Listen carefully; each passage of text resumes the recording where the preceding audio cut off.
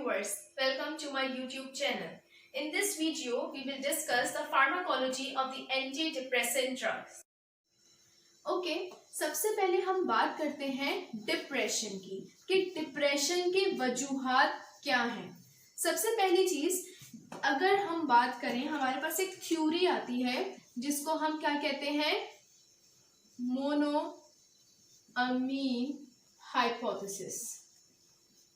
इस थ्योरी के लिहाज से हमारे पास जो डिप्रेशन के जो तीन मेन कॉजेज हैं वो क्या है, हमारे पास सेरोटोनिन, डोपामीन एंड नॉरएपिनेफ्रिन।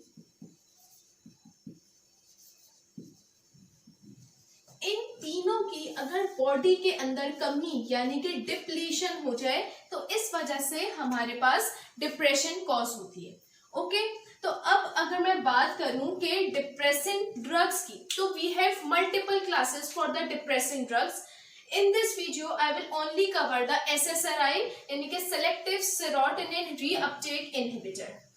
बस पहली क्लास है वो क्या है, सेलेक्टिव सेरोटोनिन रीअपटेक इनहिबिटर्स, जिसको हम SSRI भी कहते हैं। S stands for the serotonin. Okay, इसके अंदर अगर मैं थोड़ी सी ड्रामेटिक व्यू दिखाऊं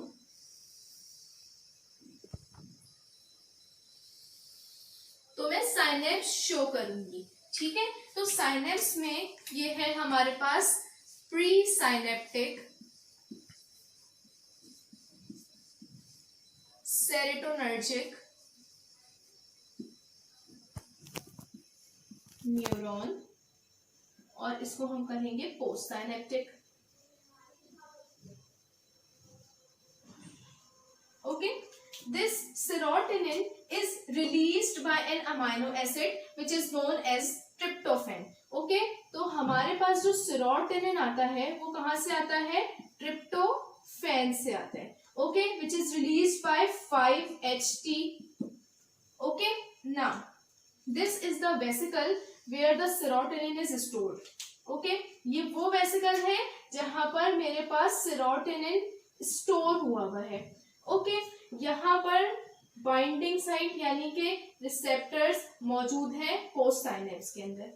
होता क्या है, इसका मैकेनिज्म ऑफ एक्शन क्या है कि हमारे पास जब सेरोटोनिन मूव करते हैं तो ये बाहर निकल के इसके साथ आके अटैच हो जाते हैं यानी कि एब्जॉर्ब हो जाते हैं इसके अंदर। इस प्रोसेस के अंदर एक और चीज है जिसको हम, इस प्रोसेस को यहाँ पर एक और सब्सटेंस हमारे पास मौजूद होता है जिसको हम क्या कहते हैं, SERT यानी कि सेरोटोनिन ट्रांसपोर्टर। जब यहाँ पर एब्जॉर्प्शन होनी शुरू हो जाती है तो सेरोटोनिन वापस मूव करने लग जाता है अंदर। ओके, एक एंजाइम मौजूद है यहाँ पर जिसको हम कहते हैं MAO यानी कि मोनो अमीन ऑक्सीडेज। इस एंजाइम का फंक्शन क्या होता है कि जब यहाँ पर सेरोटोनिन वापस से जाता है जिसको हम कहते हैं रीअपटेक, तो यहाँ पर एक्चुअल में जो ये क्लास रखी गई है ये रीअपटेक को इनहिबिट करती है। सेरोटोनिन आएगा, एब्सॉर्ब होगा और वापस चला जाएगा। इस प्रोसेस को हम कहते हैं रीअपटेक। ये रीअपटेक के दौरान यहाँ पर हमारे पास एक एंजाइम होता है जिसको हम क्या कहते हैं, MAO यानी कि mono amine oxidase. Mono amine oxidase का फंक्शन होता है कि ये एक्टिव सेरोटोनिन मेटाबोलाइट को इनएक्टिव सेरोटोनिन मेटाबोलाइट के अंदर कन्वर्ट करता है और वापस से वेसिकल्स में भेज देता है। ओके, तो मेरी जो एंटी डिप्रेसेंट ड्रग्स हैं उनका मेन फंक्शन क्या है, बिल्कुल नाम से ही जाहिर हो रहा है कि ये सेरोटोनिन रीअपटेक को इनहिबिट करती हैं यानी कि रोकती हैं।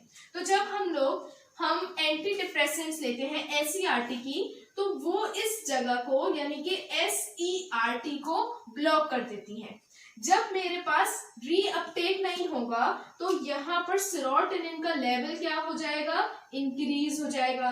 तो हमारे पास जब सेरोटोनिन का लेवल इंक्रीज हो जाएगा तो पोस्ट साइनेप्स के अंदर रीएब्सॉर्प्शन ज्यादा होगी, सेरोटोनिन की क्वांटिटी ज्यादा होगी, तो हमारे पास डिप्रेशन कंट्रोल हो सकती है। अभी मैंने बिल्कुल शुरू के लेक्चर में बताया कि हमारे पास डिप्रेशन होती किसकी वजह से है, सेरोटोनिन के कम होने की वजह से। लेकिन मैं जब यहाँ पर इस जगह को ब्लॉक कर दूंगी तो यहाँ पर सेरोटोनिन का लेवल इंक्रीज हो जाएगा। इस तरीके से हम लोग डिप्रेशन को कंट्रोल कर सकते हैं। Okay, now the drugs that are used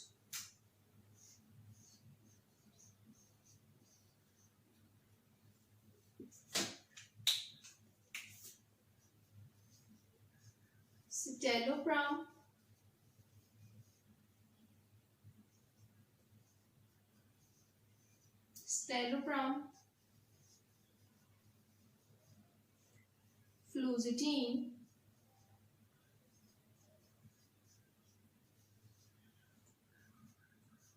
fluvoxamine,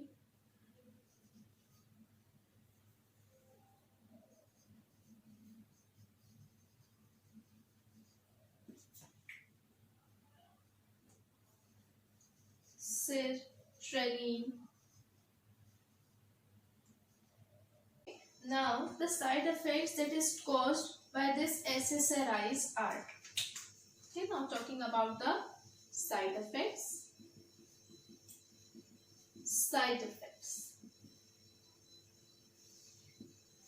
okay, तो सबसे पहला हमारे पास जो मेन साइड इफेक्ट इन दवाओं में पाया जाता है वो क्या है, sexual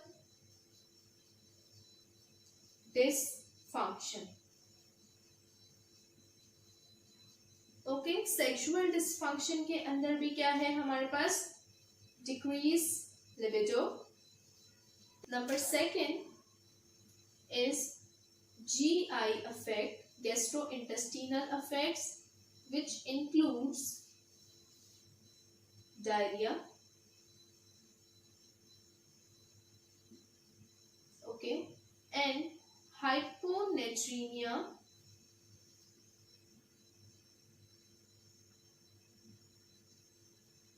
means loss of sodium in body. This is generally seen in the elderly patients. Okay, and number third is flu-like symptoms.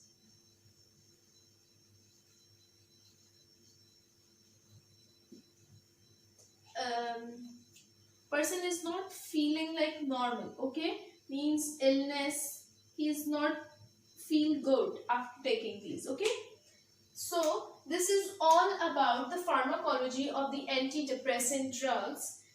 I hope you like this video and like this content. Thank you very much.